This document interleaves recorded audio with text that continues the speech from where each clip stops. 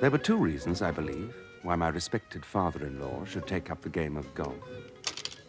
And both of them are characteristic of a Forsyte. First, on his 69th birthday, he was presented with an old set of clubs by that apostle of fitness, Jack Cardigan. And Forsytes refused to waste anything, even an unwanted gift.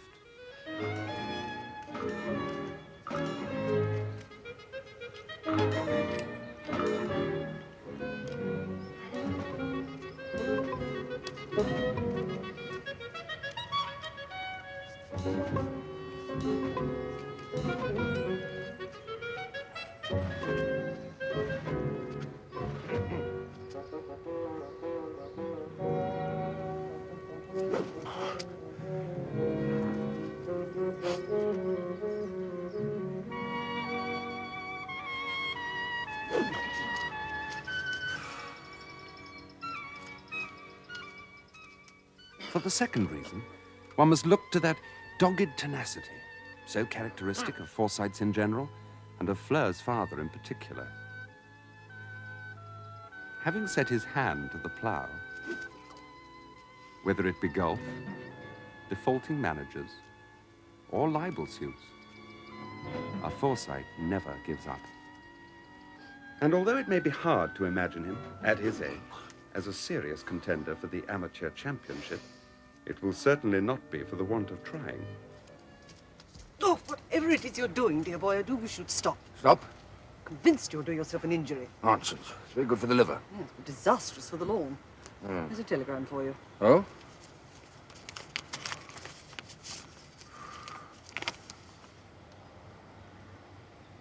Good God. And what is it, dear? Well, it's from Michael. Wants to see me tomorrow. That red-haired baggage... What's her name? Marjorie Ferrar. Yeah. She's suing Fleur for libel. I thought she was suing you for slander. Well, doesn't libel have to be written down? Yes.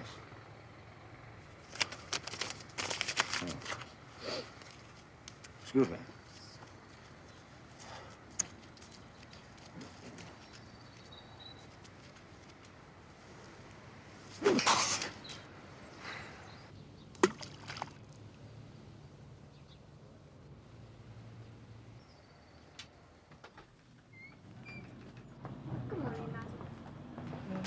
Well, Coca, a tiresome journey, but here we are at last. There you are.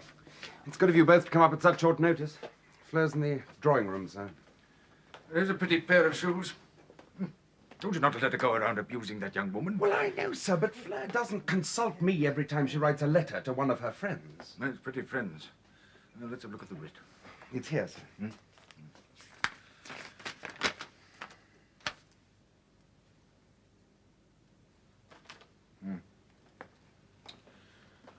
Hello, Aunt Freddie. It all seems rather petty to me. Now, why doesn't Fleur apologise and have done with it? Oh, she won't hear of it. She's spoiling for a fight. Well, I think she's a silly girl. Well? Oh, there you are. Now, this thing, they want an unqualified apology and damages. And she won't eat your words, I suppose? Well, do you want me to? Well, no, why should I? I'm in the right. And let me tell you something. From bitter experience, courts exist to penalize people who are in the right. Now, these words they complain of, snake of the first water, hasn't a model about her. Well, they're true. Yes, but the trouble is, old thing, where's the evidence? Exactly. All right. If she wants to be opened up, she shall be. I know she flew to Paris with Walter Nasing last November. Oh, surely, dear, people can fly in couples But without... Annabel Nasing said she didn't mind Walter flying to Paris with Marjorie. But she only wished that she'd been told beforehand so that she could fly there with somebody else. Good gracious me. Well, perhaps we could subpoena that woman, Mrs. Nasing. She'd never give Walter away in court. Oh. Well, what else about Miss Ferrar? Everybody knows she's having an affair with Aubrey Green. Huh? But he's a friend of yours. Well, he has been until now. Yes, but Fleur, between everybody knows and somebody tells is a great gap fixed. She just wants money out of us, as if she cared whether people thought her moral or not. She despises morality, all her set do. Her view of morality. Well, perhaps we needn't go into personal details at all. What do you mean? Get her to admit that she's read certain books, acted in certain plays, danced certain dances? Yes. But you know, it might work. Except that one's own point of view isn't quite that of a British jurist, sir.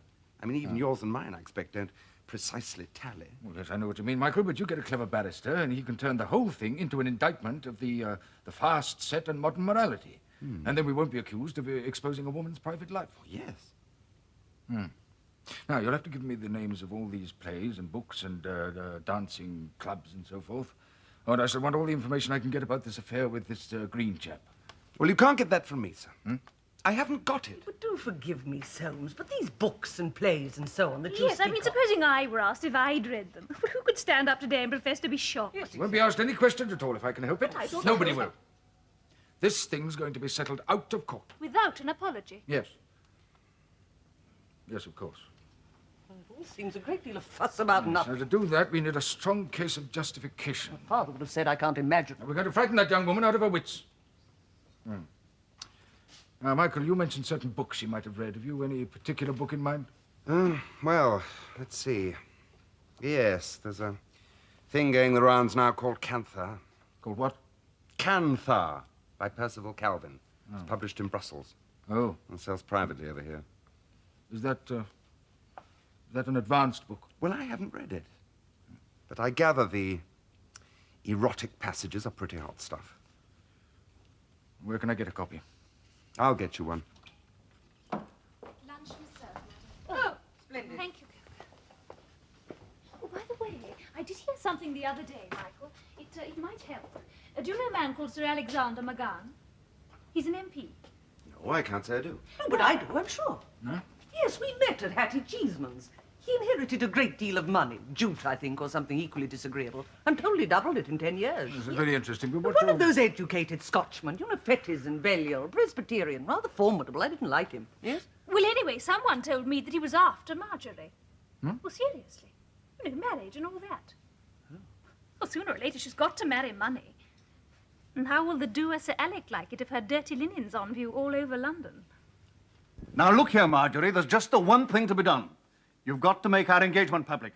Announce it in the Times tomorrow. Oh, no, you're still on probation. I'm not sure that I want to marry you. But I want to marry you. And that's that? That's that. No, Alec. I've made up my mind about marriage. I do, I'll tell you. Settlewhite thinks you've a good case. But I won't have you appearing in court. You won't have it? No. I'll go round and see Forsyte. I'll get an apology from him tomorrow. And from his daughter. I don't think you will. My father's seen old Forsyte and he wouldn't budge. Man's got a chin you could hang a kettle on. This could be unpleasant for you. Unless he settles out of court. I don't care a tuppenny damn. He'll settle. I've got those letters. He'd better settle. Or I'll break every bone in his body. Alec really must be 70. What about Mont? He's not 70. Michael, oh no, Michael's a dear. I can't have you breaking his bones. Oh, is that so? All right, then. Wait till he launches his fogatism nonsense in the house. I'll eat him. Poor little Michael. Don't answer it. That's either a bailiff, in which case your advice is sound, or else it's a sort of American Prince Charming. And in that case, I don't choose to pass up. That's the expression they use, pass up. Don't you think it's divine? What American? A waif and stray from South Carolina, an innocent from the heart of the heartland. And in that case, I don't care to pass up a very Marjorie. worthwhile experience. Now, look so here. I think on balance I'll take the risk.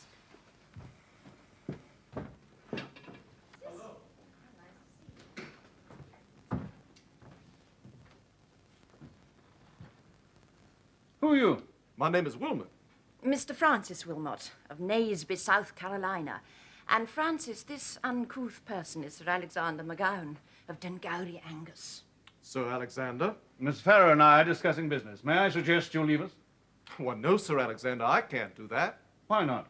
Because I'm here at Miss Ferrar's invitation for tea. Is that true? Alec, I should warn you, a southern gentleman doesn't like to be called a liar. Isn't that so, Mr. Wilmot? I guess so, ma'am.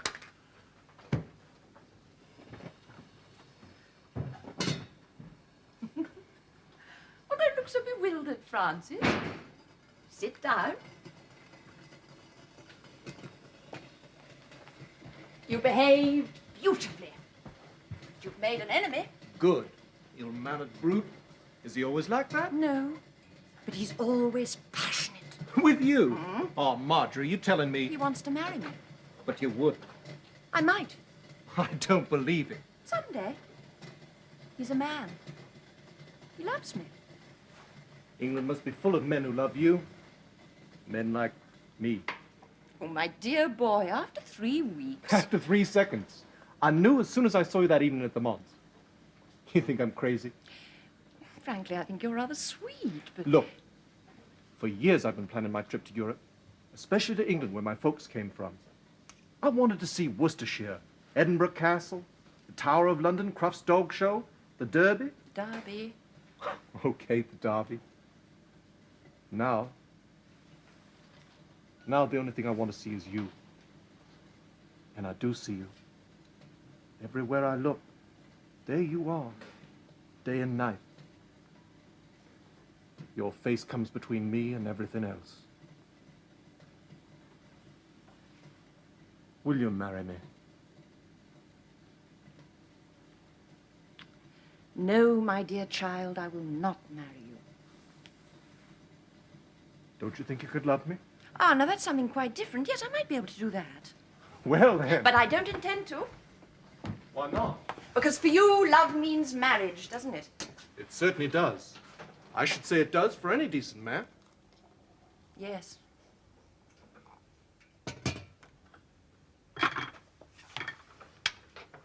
Now, tell me, if I did marry you, where should we live?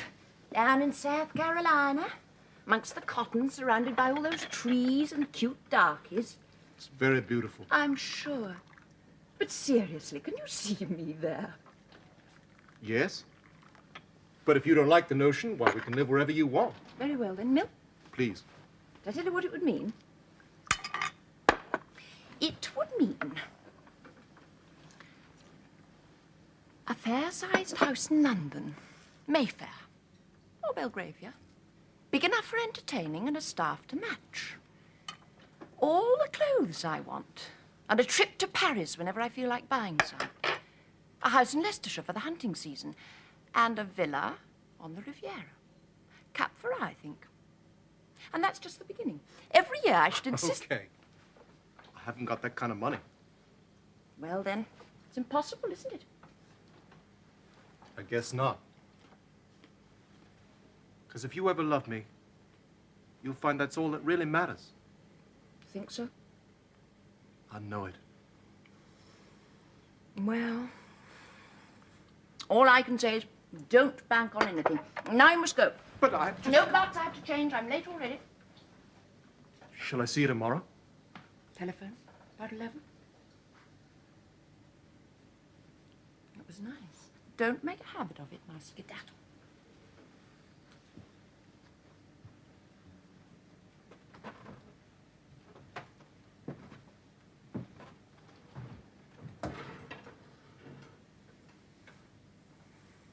Oh, golly, I am late.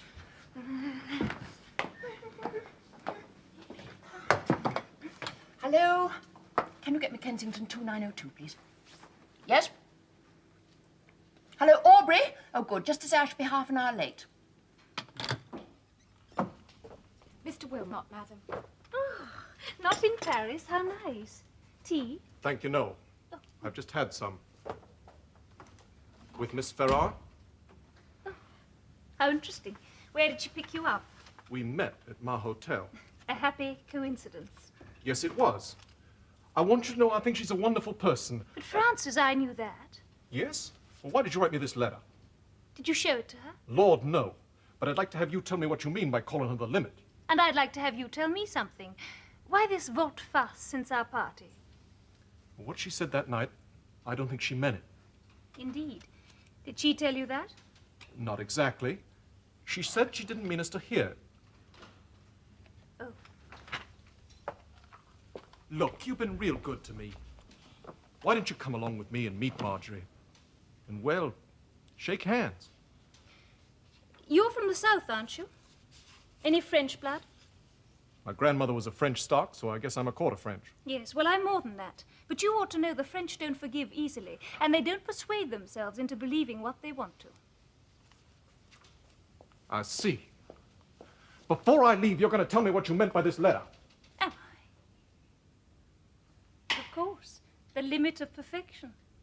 What else? Aren't you the living proof? Goodbye. I guess you'll have no use for me from now on. Goodbye, Francis. Good hunting.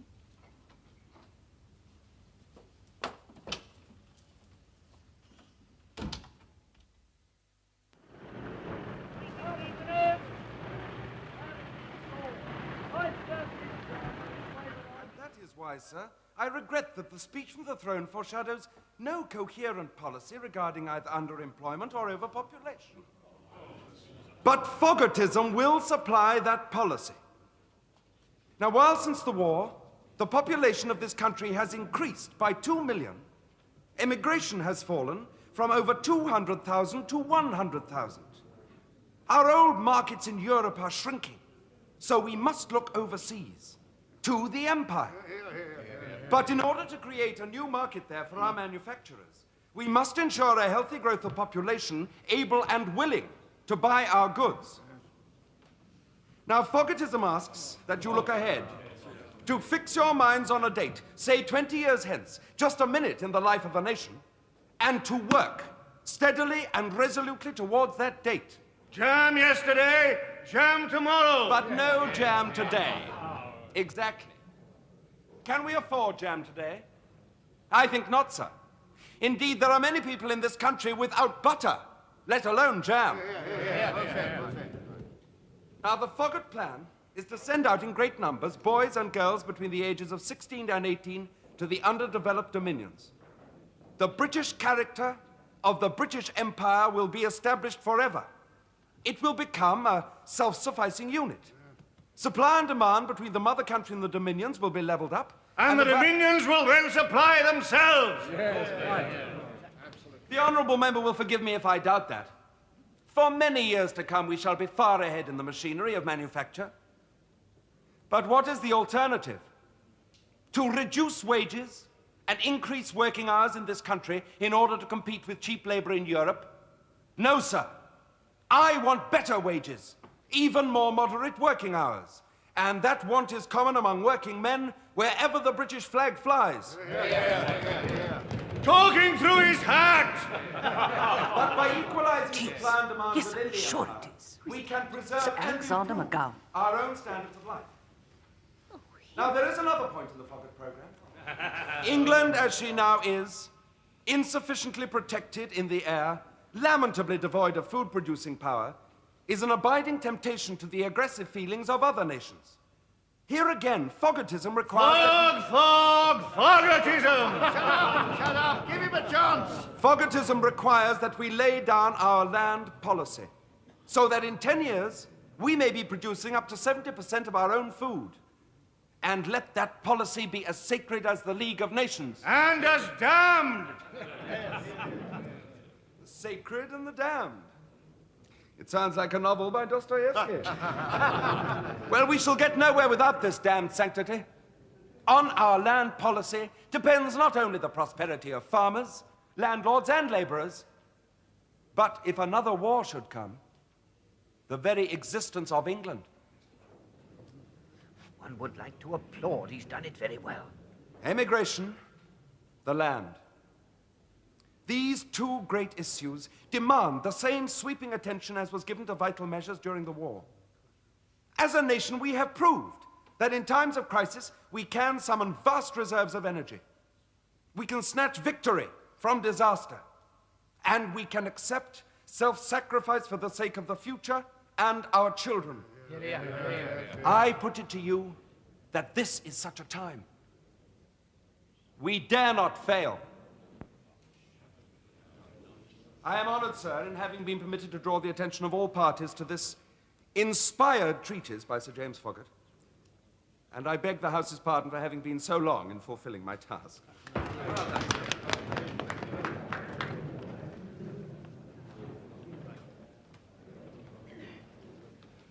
I must congratulate the member for Mid-Bucks on a lively and well-delivered first speech, though his appeal for less bread and more taxes savors more of Alice's Wonderland than practical politics. The member for Tyne Tees earlier in the debate made an allusion to the party to which I have the honor to belong. I feel bound to say... Mind you go terribly well. We must wait for tomorrow's time. Oh,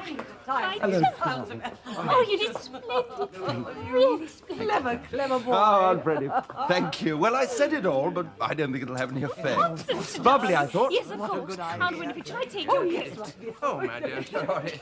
Well, Blythe? Well, one had heard a good deal worse. The point's got made. Oh, well, thanks. You should have got someone else to do it, you know. I don't carry the guns, Blythe. You will. Sensible, not too long.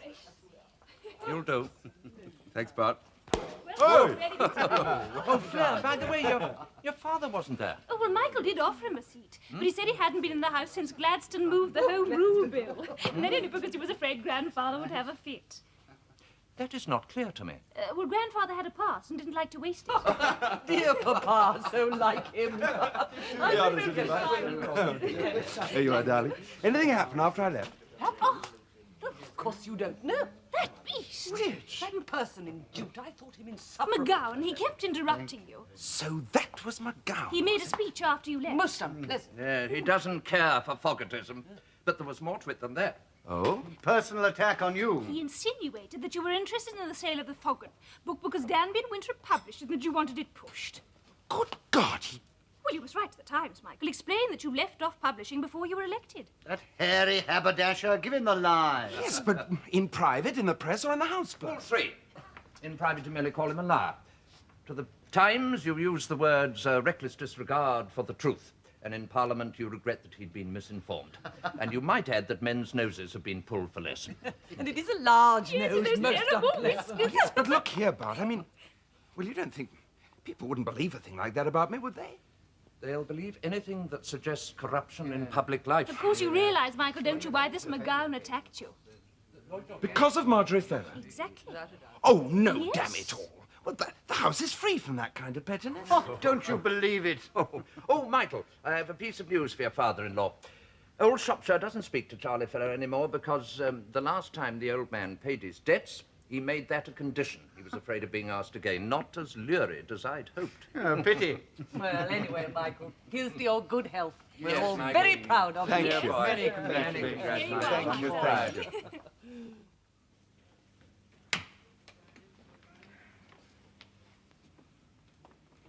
Mr. Butterfield, what I have to say to you is confidential. You won't discuss it with anybody. Certainly not, sir. Do you know this novel? Yes, sir. It's printed in Brussels. They're paying £5 a copy for it. You read it? No, sir. No, well, don't. Now, tell me, can you buy 10 copies of this at my expense and post them to 10 people whose names and addresses I'll give you? Oh, they're all more or less connected with literature. You can put in slips to say that the copies are complimentary or whatever you call it, but mention no names. No, sir. It'll cost you well on £60. The price is rising all the time. Yes, never mind that. I see you wish the book to be boomed, sir.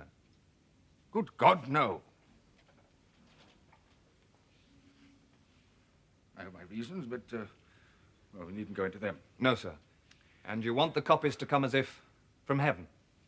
Yes, that's it.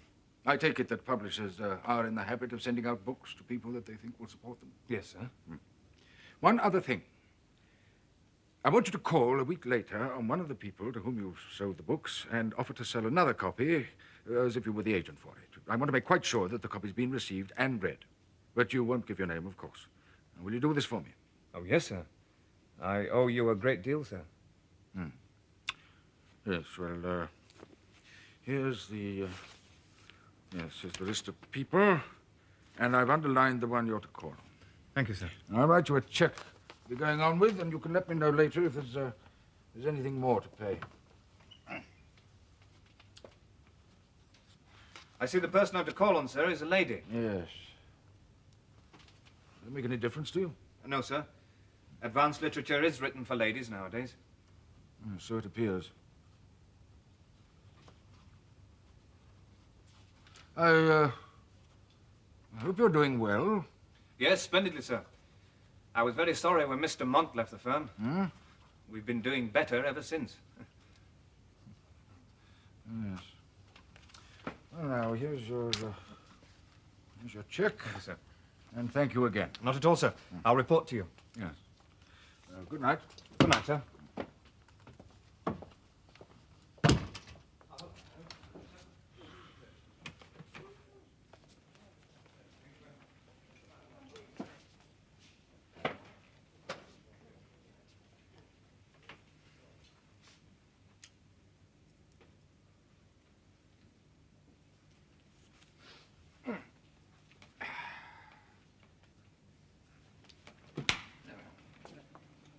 Well, dear, you missed something. What? Michael did very well. All right. Just say, he's got brains. Huh? Brains to stand up there. We met Butterfield going out. Anything new? Yes, I've asked him to arrange something for me. I want your help, too. Yeah? Do you know this? What's that? Canthar. No, I haven't read it. Everyone else has. No, I haven't. Should I? No, you shouldn't. I want it attacked.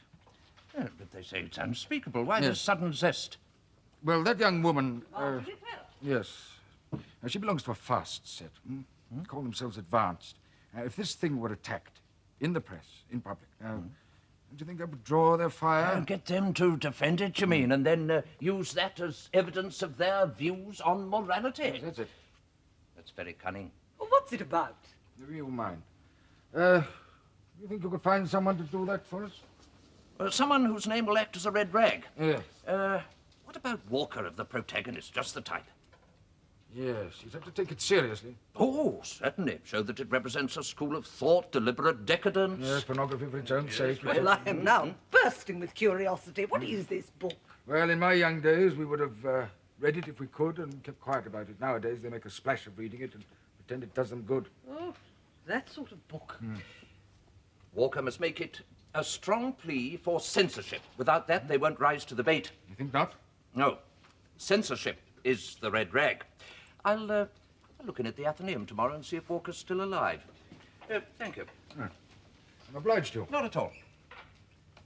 I admire your conduct of the case, but forgive me. It would be better to prevent the case coming into court than to get a verdict if it did. Now, this chap MacGown, if he's serious, he'll fight. I shall offer them a settlement. Come in. Oh, excuse me, ma'am. They didn't tell me you had visitors. Good gracious me. Come in, come in. No, ma'am. I can come back in a bit. Why, it's Mr. Soames. Yes, it is indeed. How are you? Oh, I'm very well in myself, sir. Thank you. And I hope I find you the same. Yes. Cook and I were always talking about you, Mr. Soames, and how kind you were when poor Mr. Timothy... But, Sir Lawrence, this is Smither, an old friend and a servant in our family for how many years? 43 years, ma'am. Oh, good gracious me. How do you do? Sir Lawrence Mont is Miss Fleur's father. Oh, yes. Yes, I saw you in the church, sir. Miss Fleur's wedding. How's Cook? She died, sir. 2 weeks ago. Well, she was 73, and somehow, well, I don't know. I think she just sort of pined away. So you're alone now? Yes, ma'am. That's really why Oh, but as I said before, I can come another time. Soames, why don't you give Sir Lawrence a drink? Yes, of course. You'll find everything you need in the dining room. Oh, yes, quite. Mont? Yes, that'll be delightful. Well, goodbye, and keep in touch now. Oh, indeed, yes, sir. Come on, Mont. Goodbye.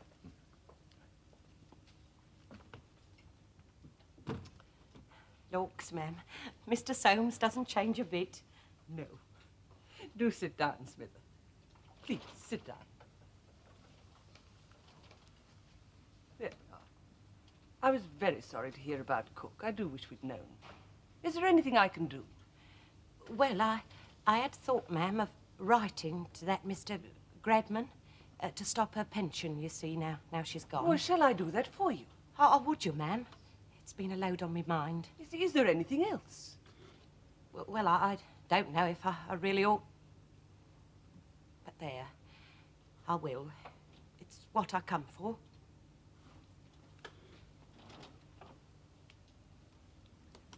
Will you take me on, ma'am? I? Oh, but Smither, I already have a parlourmaid. I know. She spoke to me. Well, I don't see that I could I'm manage to... only 61, ma'am, and active with it. I know me place and I know me work. Not like some of them nowadays. And then again, ma'am, I've got me pension, you see, so I shan't want much for wages.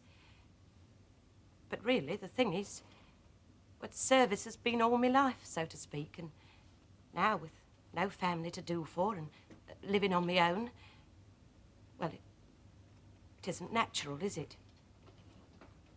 No, it isn't. And I know how you feel. Smither, shall we give it a try? Oh, Miss Winifred, Shall we say the 1st of the month? Very good, ma'am. Mr. Speaker, I rise to correct a statement in yesterday's debate, reflecting on my personal honor. The honourable member for Greengow said of me, I quote from Hansard, "As a member of the firm who published this singular production, he is doubtless interested in pressing it on the public so that we may safely discount any enthusiasm displayed. It is true I was a member of the firm which published Sir James Foggott's book in August 1923, but I retired from all connection with that firm in October 1923, before ever I entered this house. I have, therefore, no pecuniary or other interest whatever in pressing the claims of this book, beyond my great desire to see its principles adopted." I believe that the honourable member for Mid-Bucks was not sufficiently interested in his own speech to be present when I made my reply to it yesterday. I cannot admit that my words bear the construction he has placed upon them. I said, and I still say, that one of the publishers of a book must of necessity be interested in the success of any book published by his firm. The honourable member has placed upon his head a cap which I did not intend for it. I am glad the honourable member has removed a construction which others, beside myself, had put upon his words. True.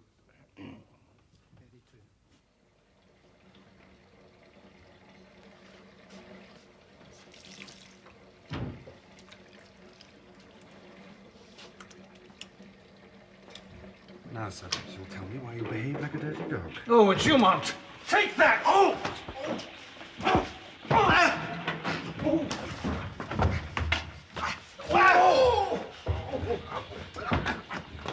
Damn, we'll have the pair of you suspended, you couple of brawling cats. Go to hell!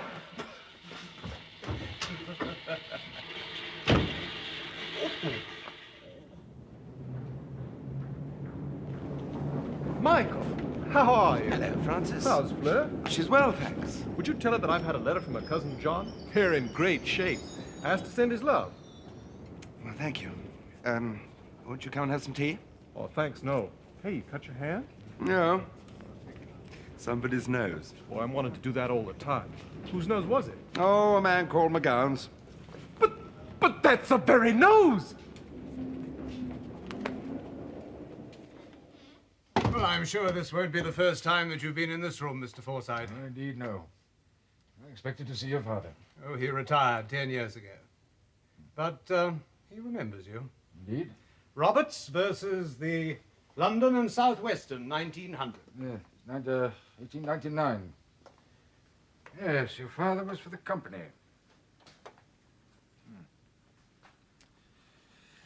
Well, now, this action. Yes, Mr. Forsyte? It's all very petty. What are we going to do about it? Well, that depends on what you have to propose. My client has been grossly libeled. Well, she began it.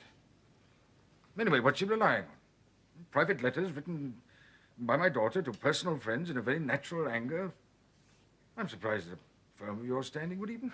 I'm surprised that you're acting for your daughter. Oh?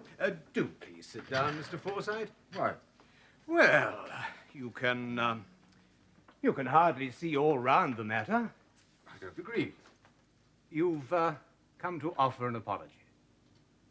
I should have thought that was for your client to do. Well, if that's your view, I'm afraid there's no point in continuing this discussion. Well, how do you think you're going to prove damages? She belongs to a fast set. Anyway, I hear there's talk of marriage between her and Sir Alexander MacGown. I hardly think he's going to welcome really, having all Mr. Forsyte, if you have come to offer a substantial sum in settlement and an apology, we can talk. Otherwise... Now, look, I'm prepared to offer you £1,000 to settle the whole thing, but an apology's out of the question. Well, the insults have had wide currency. I might accept 1,500, but an apology is essential. Well, if you take this thing into court, I think you'll be surprised. And sorry. The whole thing's so offensive to me, I'm prepared to meet you over the money. Though I don't think a jury would award you one penny piece. Well, that is a matter of opinion. Yes. Well, as to the apology, perhaps we could find a formula. Something like this, that we both regret that we've said hasty things about each other, to be signed by both parties. Mr. Forsyte, I shall put your proposition before my client. Not because I'm afraid of the result, but because, as you say, these cases, they're not very edifying. Miss Ferrar? Yes? Good morning. I represent Spence Clark Literary Ventures. Who? We promote advanced literature. I'm calling on certain people in society with a known interest in the arts, and I wondered whether you would care to buy a copy of Canthar by Percival Calvin. Oh, that? Yes, it's rousing great interest and has been widely praised. So I believe. I've read it. Oh. Even so, if you were to buy a copy, it would be a very great investment. The price is rising steadily, and it would be very valuable in time. I hope you're right. I've already got a copy. Oh. In that case, madam, I'm sorry to trouble you. Good morning. Good morning.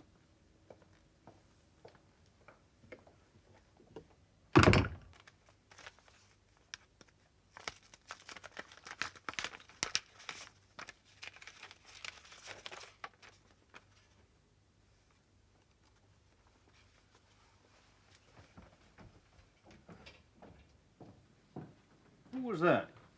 A man selling books. I didn't want any. Oh. And what's this? Drawing. Rather good. Isn't that American? Of course. He's been here. Often. I'm thinking of painting him. It's a good face. You lied to me. You said he was in Paris. Did I? Are you playing fast and loose with me? Of course. Why not? You won't paint him. He won't come here again. He's in love with you. Well, he can't help that. And at least he's civilized. And I'm not. No, I'm a plain man. Out of a dull novel. Now, don't be so disagreeable and let go. Pick up that sketch block. I'm damned if I will. Then our engagement's off. If you're old-fashioned, I'm not. You want a woman who'll give you a whip for a wedding present. I want you too much to be saying. Then pick up that book.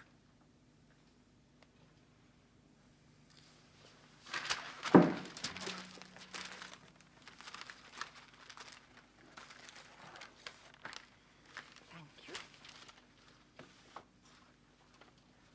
What happened to your nose? I bumped into a door. Poor door. You're the hardest woman I've ever known. Why I love you, I'll never know. It hasn't improved your temper, anyway. I'm sorry. Alex, seriously, do you think we can be happy together? What are the prospects? Pretty poor, I think. Whiskey and soda? No. It's in the cupboard. No, nothing. We'd better understand each other. If I'm going to marry you, which is doubtful, I'm not going into purdah. I shall have whatever friends I like, and until we're married, I shall even see them. If you don't like it, you can lump it. I'm not dependent on you, Alex, so don't ever think it. If I want to, I can go tomorrow to South Carolina, where the darkies croon and the sun shines and the mockingbird sings sweeter than the nightingale. At least that's the story, and half of it must be true. I can't see you in a swamp festooned with moss. No, could happen if my debt's paid. And this could do it. Old Forsyte's offered £1,500.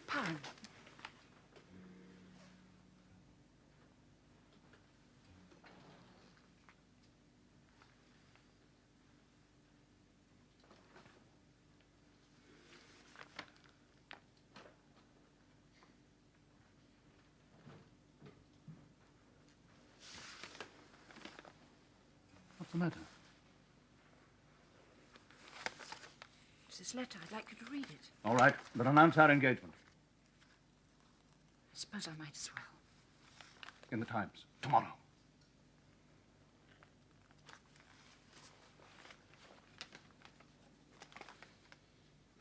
Yes, well, this is all right as far as it goes, I suppose.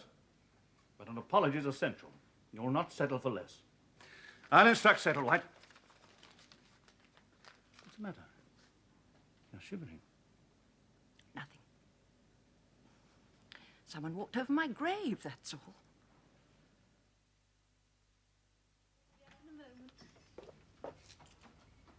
How is Kit? Fine. Do you want to go up and see him? Yes, later. Yes, you should hear this. It's from Settlewhite. Dear sir, your proposition was duly placed before our client. We are instructed to say that she will accept the sum of £1,500 and an apology duly signed by your client, copy of which we enclose. This is ridiculous. I, Mrs. Michael Mont, withdraw the words concerning Miss Marjorie Ferrar contained in my letters to Mrs. Ralph Penryn and Mrs. Edward Maltese of October the 4th last.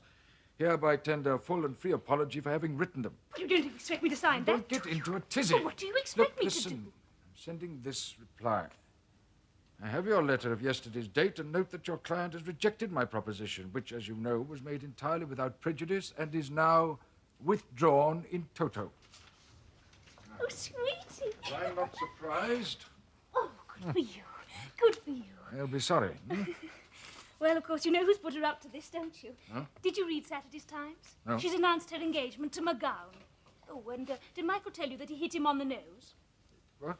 Whose nose? MacGown, sweetie. It bled like Billy-O. Now, what on earth did he want to do a thing like that? Didn't you read his attack on Michael? Oh, that, yes. Ugh, parliamentary stuff. They always behave like schoolboys down there. So she's going to marry him, is she? Mm-hmm. Well, we shall see. Every word I said was true. Yes, I dare say, but it isn't evidence. All we've got to go on so far is Butterfield's report. Well, useful, no doubt, but... Oh, and that story about her affair with that painter chap, Green. Oh, and what's all this about play acting? Well, all I know is that she's playing Olivia in The Plain Dealer. Ah. Is that an advanced play? Rather. About 250 years old. Yes, well, they were a coarse lot in those days. Aubrey Green is doing the decor. Is what? The scenery, sweetie. Oh, yes. Yes, well, I shall go and have a look at it. Well, you won't like it. Well, I hope not. Oh, by the way, when Michael comes in, would you tell... By the way, where is he? In Bethnal Green. Bethnal... A woman called Nora Curfew runs a home for poor children down there. She wrote to him about his speech, so he's gone down there to see the creche. Slum children? Mm-hmm. Yes. You'll come home with something catching, I shouldn't wonder. Make him gargle. I shall. Well, shall we go up? Yes, Nanny will be delighted. Oh, why? Well, Kid always eats his tea so much better when you're there. Nonsense. Really? Oh, well. All right, I'll go on up.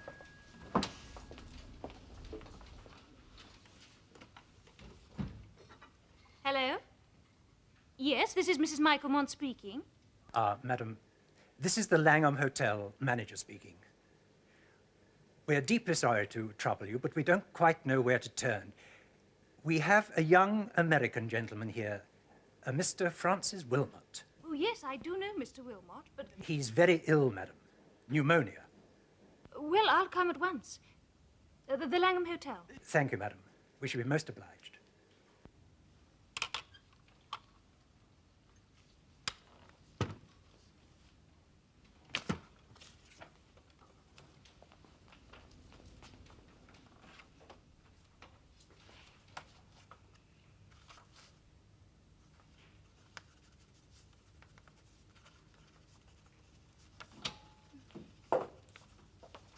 Coca, could you please get me a taxi as quickly as possible? Yes, madam. And when you've got it, I want you to give this note to Jenny and ask her to take it round to Chelsea. It's very urgent. And could you tell Mrs. Forsyte that I had to go out? I'll ring him as soon as I can. Yes, madam. Now remember, this note is to be given to Jenny. It's to go round to Chelsea. It's extremely urgent. How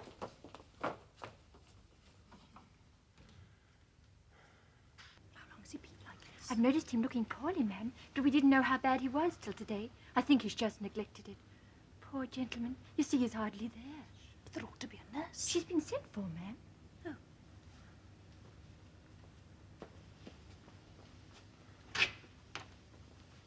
Francis? Francis, are you in any pain? If you would try and cure me, I'll hate you. I just want to quit. You mustn't talk like that. It's un-American. Of course you're not going to quit.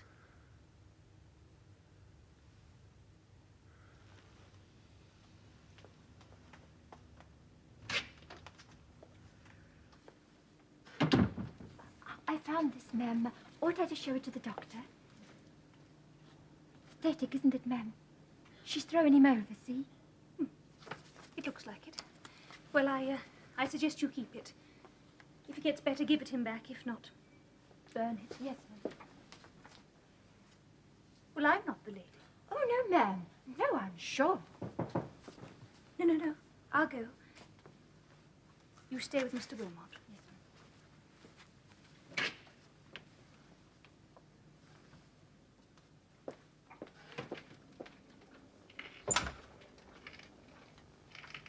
Come in.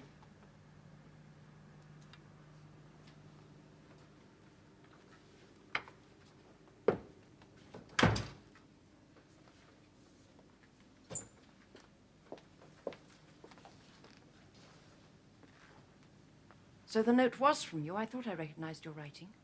You have reason to, haven't you? How is he? Very ill indeed. Would you like to sit down? I'll tell him you're here.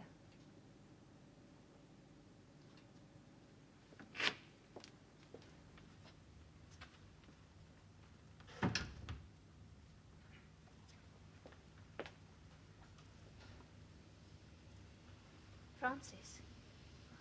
She's here. Marjorie. Tell her I'm finished with that fool business. Thank her for coming.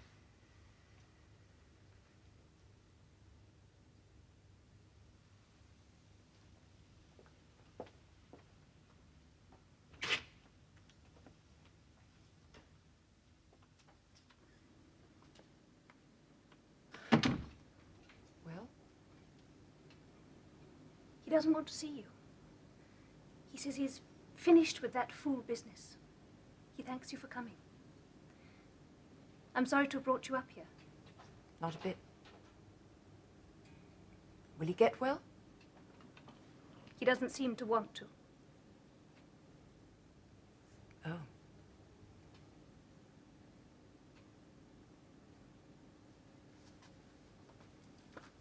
Will you make it up?